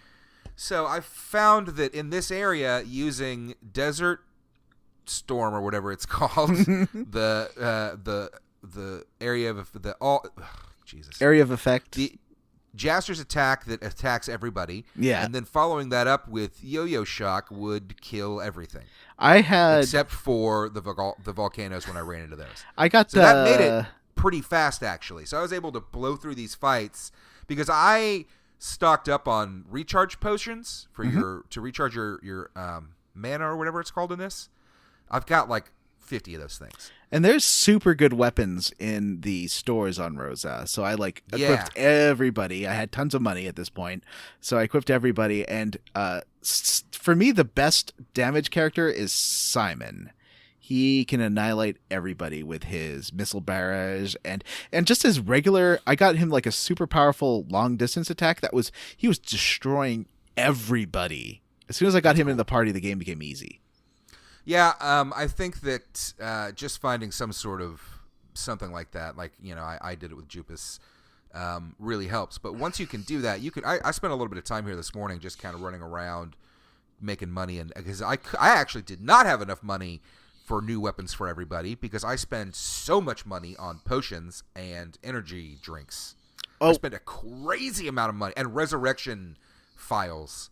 When I did that leveling up on Jiraika, I got all those. I got maxed out on like antidotes and potions and stuff, and I never took damage because I was just leveling up, fighting those smileys. So that's actually a good place to go because you can just like put a podcast on and grind for 2 hours, and you'll have. I mean, at this point, I can't imagine they give as much experience, right? They give like 10 XP, but you get tons of money, and it's really easy, so you don't have to worry. So I don't know, whatever you want to do. I always go level where things give me the most experience. Okay. Yeah, that makes sense. Because I want to do it fast. Yeah. So we get to the ruins, and the ruins are like half the town seems to be hanging out in the ruins. Yeah, they're just there. You fight a lot of scorpions and volcano monsters. The ruins it's kind of a maze, and because these levels are so large, I found it really annoying. But it didn't take too long to work your way through. This one was more like, it felt like a Pool of Radiance map because at least it was wide. It wasn't tunnels. Like there's lots of little hidden rooms and like treasure chests and stuff. This is the best dungeon we've been in so far, I think. And I have, Vanessa thankfully taught me the trick to recognizing those treasure chests that will attack you, so I don't have to deal with those things anymore because those will kill the fuck out of you still. I don't know what you do. You get hunter's coins for doing them or for doing challenges. So I've been killing them. I don't know. I haven't figured out what to do with those yet. If the coins you can take to a shop in one of the cities, and I can't remember which Zerard? one. Maybe, and you use them to buy licenses. You know how sometimes you're in an item shop and there'll be things that you can't buy because you need a platinum license. So you can buy like I think it's like silver, gold, and then platinum licenses. Mio sells it to you. Oh, okay. Mio will sell you a silver hunter's license for 20 coins. I have tons. I'll have to go back and do that. So the only plot point of the ruins is when you get close, you see a ship flying over carrying that house-sized tablet. Speaking of, John, have you done any of the hunts? I think you can do them now. Not yet. Well, then we'll talk about that next time. Okay. So a spaceship flies over holding this giant tablet that's the size of a skyscraper. Mm-hmm. And I guess it's like settling it down on this flat area. That's and I guess the spaceship had the other because they already had the first two, so now they've got all three together, so they can read everything. And they set it down. You get a long cutscene of them activating the tablet, and also they've got a friend called hold on, I got his name in my notes. Seed. Yeah. Seed. Oh my god. Fucking Seed. I dropped my controller. I was like, what is happening? Describe him. Seed is what looks like a teenage androgynous person, so agender, wearing a Harlequin mask. They're like the mask. Oh, Norma, and they introduced 5 new bad guys. The doctor is there, Dr. Ignar or something. He's developed Seed, and Seed, his face isn't finished forming yet, which is why he's wearing the mask. Yeah, he has a mask that is half black and half white, except for the lips, which are reversed. Super creepy. Black on white lip and white on black lip on the other side. So some sort of super soldier anime boy. And this Dr. Ignar, or whatever his name is he's got a giant, he looks like the doctor from Maniac Mansion games, and he's got a little ice cream lick of hair as well, just like Toadie does. They know, this is a new character that they don't really introduce. So there's that. But Seed seems like he's going to be kind of a challenge. He's like the seems enforcer. like he will probably be the final boss of the game to me. Really? Yeah, You I saw him and I'm like, did we just meet the final boss? I feel like we did. Okay. I thought Gale was going to be something like that. Yeah, I wouldn't count on Seed being anything more than the next person that we learn their horrific backstory and then watch them die. Yeah, I could see that definitely happening. So, and that's it. You have to, okay. So they activate these tablets and each one pops up with a, Zodiac. Yeah, sign. a symbol of the Zodiac. symbol, And they're like, we don't know what this means. Astrological What symbols, could be whatever. a crab, a lion, and a scales? We'll get all our best scientists on this immediately. Yeah, none of them figure it out. And then the cut to the gang watching, and they're like, oh, what do you think this is? I don't know. We'll have to figure it out. But then Seed hears them talking, and Seed's like, the rats are observing us or something. Rats have gotten into the castle. Yeah, so boss fight time. Yay! And I was doing fine. Seed wasn't doing much damage. I was tearing down Seed's life bar, but then the game's like, this is too hard. Yeah, and it's really not. Seed No. has one move he does where he twirls his sword like a propeller, and then you can't do any damage to him, but you just wait till he's done. Yeah, but we get rescued by the Desert Claw. Yeah, he's back. The real one. Yay! And the Desert Claw creates a tunnel with his sword, and you follow him in there, and Seed's like, oh, rats run away so fast. But And- he doesn't pursue you. So Jaster's like, hey, Desert Claw, did you give me the sword to make people think I was you? And he's like, people can think whatever they like, man. Oh, that's such a Yeah. bullshit. He fucking lies right to your face. know- This legitimately pissed me off. That's a- He's like, no, bullshit. I watched you, motherfucker. You were like, Now they'll think it's me. That's a line that that I have voice. heard from men dating friends of mine. It has not happened to me, but they're like, so are we dating, boyfriend, girlfriend? And he's like, oh, I'm not really into labels, but if people want to think I'm your boyfriend, that's okay with me. Well, someone said that exact thing to me 4 months ago. Did he? Yeah. Why do men do these things? I don't know. oh, come on. Why, I Matt? was like, oh, that's cool. I don't know. I like dating. He's like, I don't really believe in the concept of boyfriends.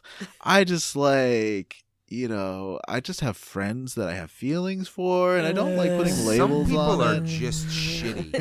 No, it's fine. I was like, oh, that's cool.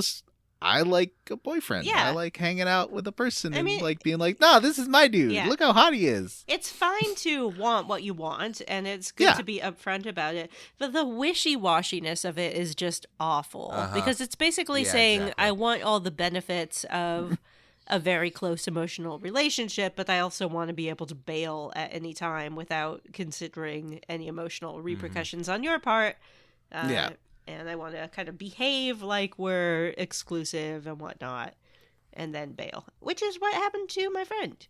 Yeah. Or to not actually be exclusive and then be like, I never actually. Oh, that's the worst. Yeah. You know, It's like you're with someone every night for like 6 months, and then they're like, well, we never said we were exclusive. Well, yeah, that's why. Like, I have no problem with that as a style of relationship. I just I like being clear. I personally don't like undefined relationships. Mm-hmm. Like, it makes me nervous being like, well, what are we doing? Mm-hmm. I don't want to act like a boyfriend if we're not doing boyfriendy stuff. And Yeah. so I like after 5 dates, which is when I asked this dude, I was like, okay, so what's up? And yeah, nothing was up. All right. Well, what's next? Oh, nothing. We're done.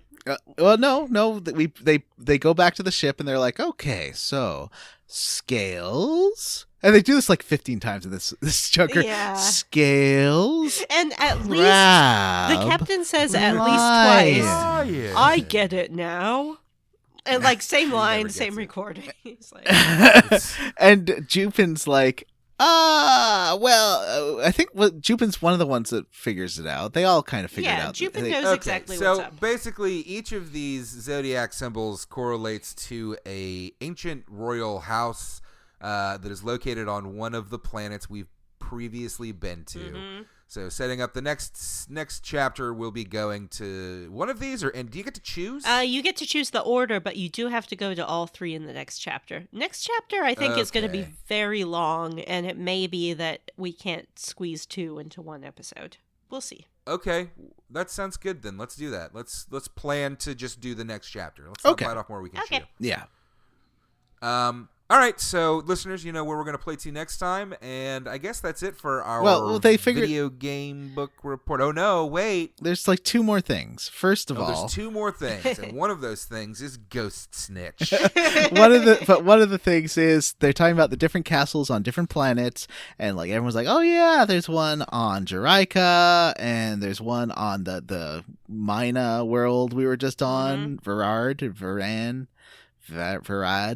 and Verdan, and then Jupin's like, oh yeah, and that's what those 2 towers are. You see, there were these 2 princes. 1, 2. Fighting for you. Just go ahead now. If you want to find my towers, just go ahead now.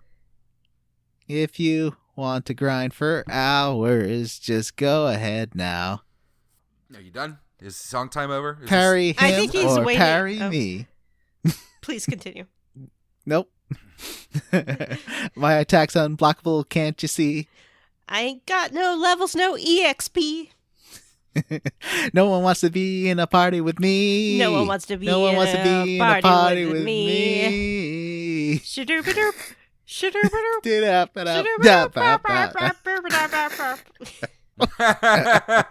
All right, so John, let's get through this, man. Okay. Finally, the last thing you do is you're like, well, I'm going to save now that I'm done with chapter 7. Meanwhile, boy chat. Go snitch. Oh, Tell all your Father. secrets to a dude who may not be your friend. Oh, Father. No. Then we found out that they correspond to ancient castles. Now we're going to go to Zarad, and we're going to go to Oh. these Oh, I towers. see. That's very interesting. It's very dangerous there, son. Oh, be careful, Daddy.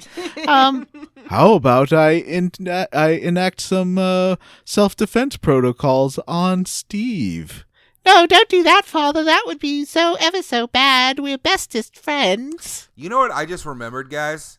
Simon has a power, and I'm pretty sure an ability on his revelation chart that I'm fairly certain is called Ghostbuster. Oh.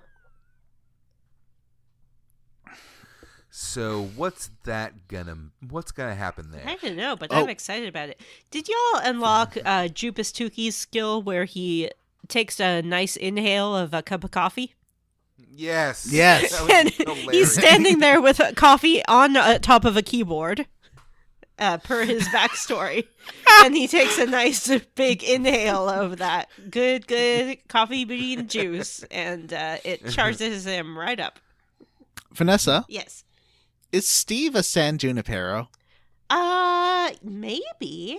Maybe he is, except it's more like being John Malkovich, because Okay. Mark can see what Steve sees, but he Right. cannot affect the world around him. But he doesn't seem to mind that. Mm-hmm. He's like, this is a great TV show. Okay. Well, let's head over to the bullshit minigame corner. Mm. I kept putting down bug traps, but then forgetting to pick them up, and then like I didn't want to go back and get them, so I'm really failing at the bug collecting. Who It's could not care? fun. I But mean, there's- honestly. So I watched a tutorial yesterday on how to do the factory, Mhm. and it didn't help. No. I tried to do the factory, and sometimes as you walk around, people will give you blueprints now. Uh-huh. So- I got one to a laser sword that sounds really cool. Yeah, I found a blueprint that I had the material for, so I used that. I hooked up every piece of equipment, which takes forever and is super Yeah. stupid because you have to get the wire Yep. right next to the plug, and it's not really clear if it's going to connect or not. And if it doesn't, you have to delete the whole thing and go through all these menu screens. So got it all set up, put in the material that was meant to be there, and started the machine. And there's like as the material was going down the conveyor belts, there was like a countdown or count up or something like that, and I don't know the significance of that. Yeah. It looks like, because I noticed that in the tutorials I was watching, they were giving like for one of the materials like a super long count. So like he like made a super loopy long way to make the sword for one of the materials. So I wonder if like they have to reach a certain number before they hit the machines. I have and- no idea, but I used the blueprint just like it said, and it went through the machine, and then it was like, error. There was a material error. Material wasn't smelted properly. And I was like, what the fuck? It's a blueprint. I did exactly what it said to do. I don't- like these video tutorials, none of them explain anything. It's just, which I don't mind, like no one talking about, like talking over videos. There's no like, hey guys, like and subscribe. Today we're going to talk about Rogue Galaxy, which is a rat. Like there's none of that. But at the same time, it's like, wait, what did you do? Like, and they kind of like every video tutorial starts with a factory that's already assembled, and then they start deleting stuff. It's like, what? Yeah, Why don't you what just is start from the this? beginning? What is happening? Why are you making this super long? What? I don't know. I think this might be the worst minigame I've ever played. It's so detailed Yeah. too. Is this worse than the gummy ship? That's a good one. it's 'Cause very similar. I never got the gummy ships to work. Like I designed them and they always failed or wouldn't build for some Really? reason. Yeah. I was able to make some pretty powerful gummy ships towards the end of that game that it let me tear through those sections. But the ships I figured it made, out. I tried to make the blueprints and it didn't work in gummy ships. So this is okay. Maybe this is equal to gummy ship. I know. I'd say it's because you don't have to plug things in gummy ship. All right. So, anything else, John? Are there any other mini games? We can talk about the hunts next week. Yeah, and then I'll try to put in a day or like an hour or two into bug collecting and factory, but I just don't have time. Like that is a thing of I want to spend 100 hours on this game. If you want to do that, if you really want to get 100 hours out of Rogue Galaxy, the option's there. Yeah, listeners, feel free to write in and tell us about your experiences with this or any other mini games that you're, comparable to this or the gummy ships, because we're curious. We don't really understand what's happening. No. But we do have Squarely Against. Hey. Yeah. Hey. So I will go first, and I will say that I'm going to go the easy route, guys. I'm squarely against Gale and that whole stupid fucking fight, and I had to do it 5 times, and give me a goddamn break, game. This is bullshit. Don't be terrible, game. That's all I want. It's just don't be bad. It's okay to be mediocre. You're already mediocre. Yeah, and that's it. What about you, John? I'm roundly for the weird character stuff. in this. There's so many weird scenes that I just love how bonkers it is. I don't like a lot of this game, and I guess we'll get there. But the weird anime plot and the characters, I think, are pretty fun. I wish Kasala was more developed, but you learn more about Angela and Mio in this episode than any of the women in your party, which is kind of weird. Yeah, that's really weird. Like, what if Angela was Kasala? What if they gave her that plot to develop her? That would have been something. I guess she wouldn't be the girlfriend to Chaz then. Or if she was the captain. Yeah, that would be something too. That would have been if she just had literally anything. What if when they revealed the captain, it's just her with like an eye patch and she's pretending to be someone else, and then like a fake mustache. Jaster, like she was standing next to him, and then he turns and she's not there, and but everyone is totally fooled except for Jaster. That actually would be pretty good. I am roundly for sexualizing Deego the way the game does, which is amazing. Like with Kamari, that was me projecting onto the game, but with this game, you can't argue that the game finds him super hot. Absolutely. All right, Vanessa, what are you roundly for or squarely against? Like you, John, I am roundly for hot nonsense. And this game serves up a lot of it. It's silly. It's weird. I like it. I like silly weirdness. And this game delivers on that. But squarely against, again, these level designs, the long corridors, the boring gameplay. Don't like it. Not fun to play, but fun to watch the cutscenes. All right. Well, we're going to bid Matthew adieu. All right. Thanks, guys. I'll talk to you later. Bye. All right. And Vanessa, speaking of letters, let's talk about letters. We have 2 letters, actually. Ooh. First, from Crystal, who is great, by the way. Hello, Crystal. Crystal, you are awesome. We love Crystal, and we love hearing from her. And let's try that again.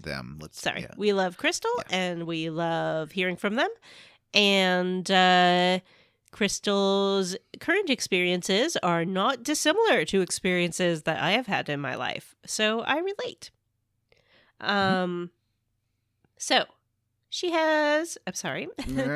Crystal has a couple questions. 1, do you plan on playing Shadow Hearts or Shadow Hearts Covenant? Ooh, okay. Not at the moment, although I think the odds of it being re-released are getting higher. Well, the problem is that the company that did all the translations for them is dead. R.I.P. company. Yeah, I think it was Midway, I want to say, that did those. And so they might be owned by a holding company, or no one bought them, or who knows. But people are going through and releasing old RPGs now, like on PC. Like Grandia coming out is a big positive sign for like PS2 era RPGs coming back. So I hope, or PS1, PS2. So if Grandia 1 and 2 can come back, maybe Shadow Hearts 1, 2, and 3 can come back. I know no one likes New World, but it's pretty silly. And I've never played Shadow Hearts 1. I'd love to. Or Kudika, which is like the prequel. So I don't know. We would like to, but we aren't going to play anything that you have to like pay used prices or steal. So yeah, not yet, but maybe. I would love to, if the opportunity arises. Yeah, I think they're queer and strange and funny. They're a lot like this. I think I've played one of them. I couldn't say which one. I think it had a character named Alice, potentially. And I don't know. They were on some kind of train, and it was sort of around World War II, the setting. I don't know. Yeah. Okay, that could be one. That could be.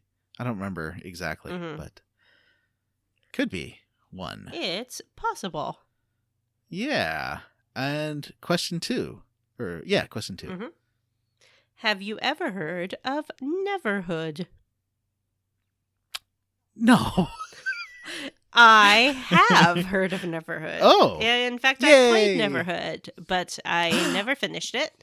Never hooded. Never hooded finished it. It was a 1990s point-and-click game, and it's claymation. And it's sort of this bizarre, surreal world, and you're this bizarre, surreal-looking claymation dude, and you wander around doing puzzles and whatnot. I think I sort of tried it a few times, but it didn't really capture me.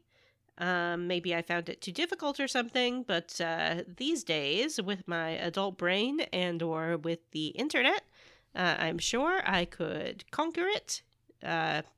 So it's not really a recommendation, more just a question of, have you heard of this? Yes, I have.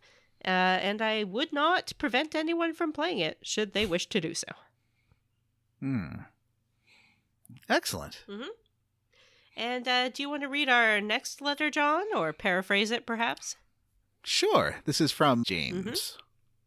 Hi, fam. I have a car-related dilemma. So my apartment building parkade is random parking. For example, if you have a pass, you can park in any stall you like. I usually park beside the door because my car is small, the space is small, and no one likes to. Recently, a new guy started parking there. His car juts out a bit, and it's a pain, and it's my spot, but whatever, fair is fair. I just parked somewhere else. A few weeks ago, we had our parkade power wash, and turns out this guy's leaking oil big time. He backed in and parked front ways parked.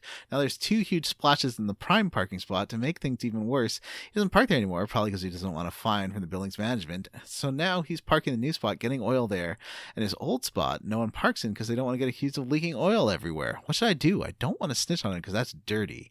But leaving passive-aggressive notes, including, you're leaking oil everywhere, and please just leak oil in one spot. A neighbor hasn't really solved the problem. So he's already done that, right? He has left. Okay.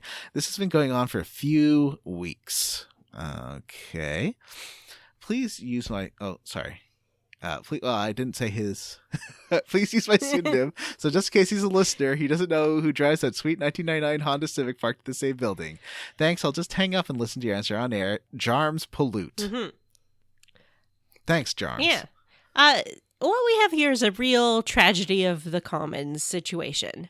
Are you familiar with that concept, John? No.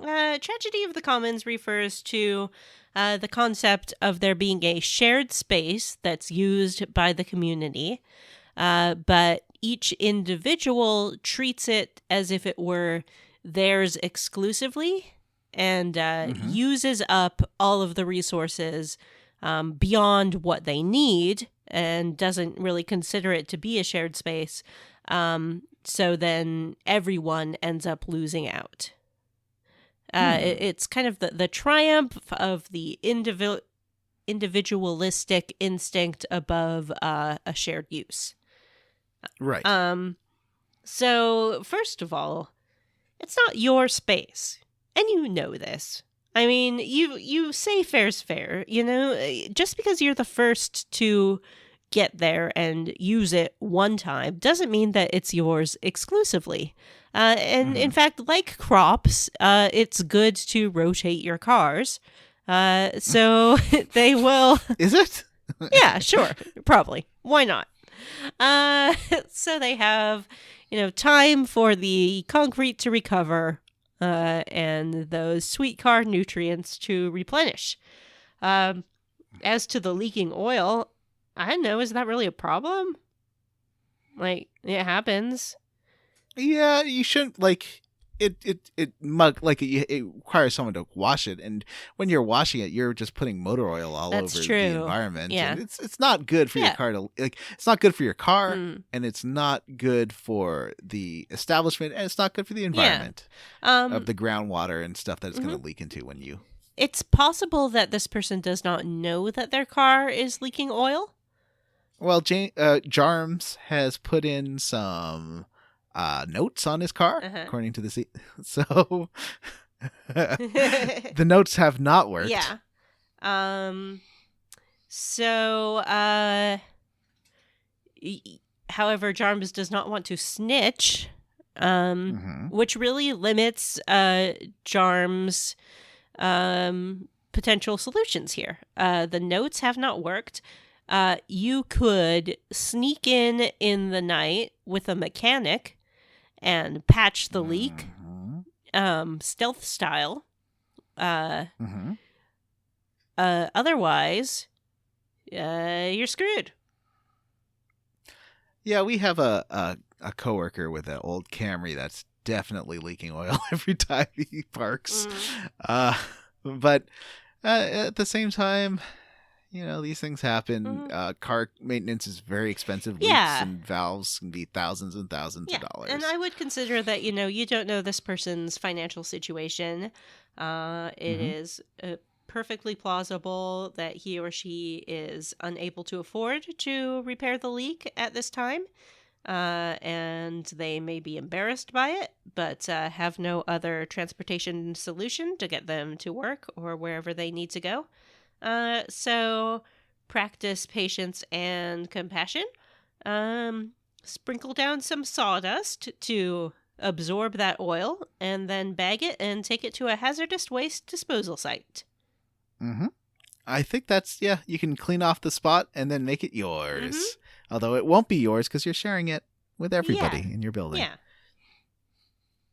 So that is the best we can come up with. But we have a listener level up, Vanessa. Oh, boy. And I'm going through these in order I received them. So I have several, but I'm just doing one per episode. So don't worry, I'll get to you. I promise. So our listener level up this week is Ryan Miller. You get plus 10. Ryan Miller, you have leveled up. You get plus 10 to redemption arcs. You gain the ability to summon little dogs in cute OU t-shirts. Oh, look at him, little buddy.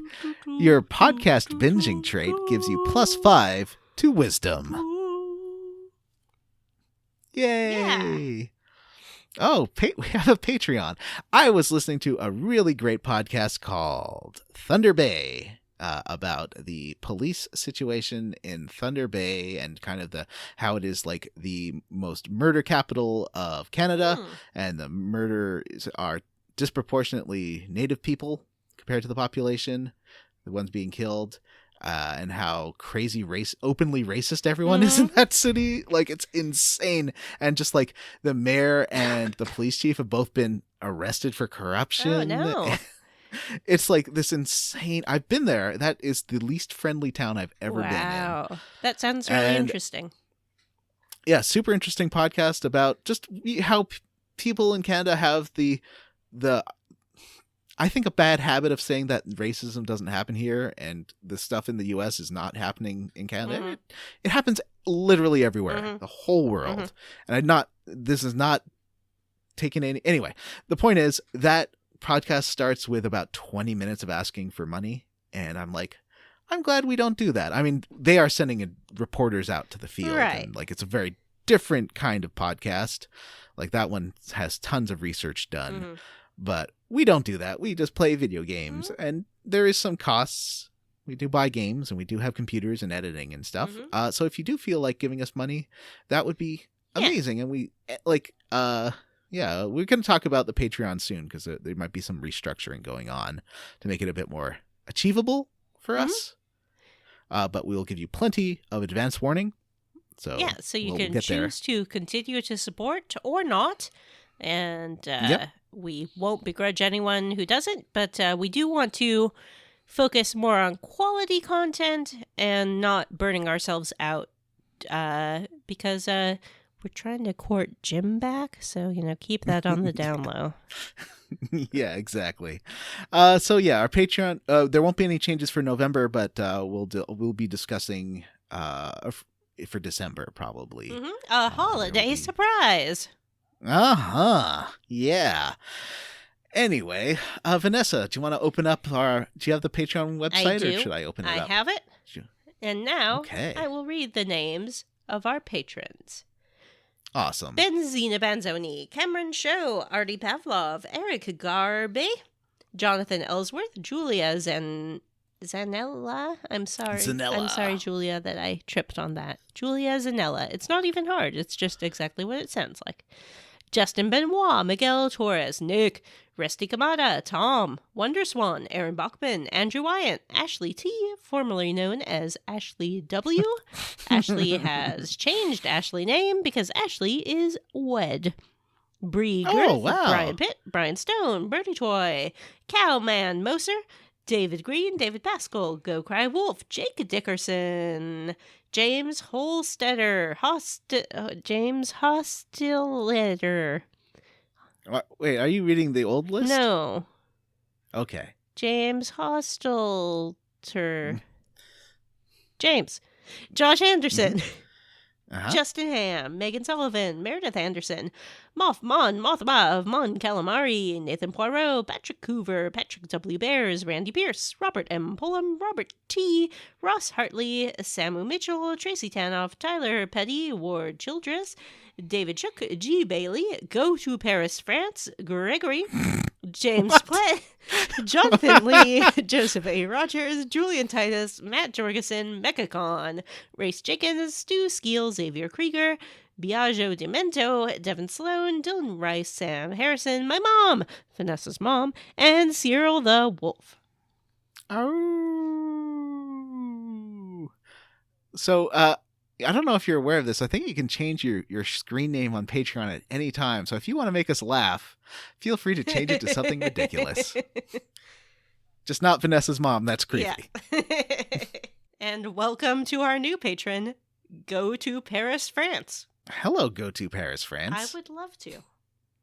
I would love to as well. Send us an email. You know our email address. It's squarerootpodcast@gmail.com. And hey, we also have the Square Roots Facebook group. The Square Roots Podcast. Oh, was it? No, the Square Roots Podcast are smart, cool, very attractive people. And you can tweet at us at Square Roots Pod. Are you manning that right now? Because I've been too busy to look. Yes. Sure. Let's go with yes, assuming you're still too busy to check on that statement's factuality. Thanks to Ferdk for his rockin' cover of the battle theme to Rogue Galaxy. For more on Ferdk, check out his YouTube page. Just look up Ferdk on YouTube, and I believe he has some other means of supporting, like a Patreon, I think. There's links in this show note. And rate, review, and subscribe on iTunes or where you listen to podcasts. And if you screenshot it and send it to us via Facebook, email, or Twitter, I'll tell you how you leveled up. For Square Roots, I'm John Brandon. And I'm Vanessa, and that's all we got. Matthew. Oh, Matt's back. Hi, Matt. I'm Jim. Hey, Jim. Nice to have you back. Hi, everybody. Flawless. Bye.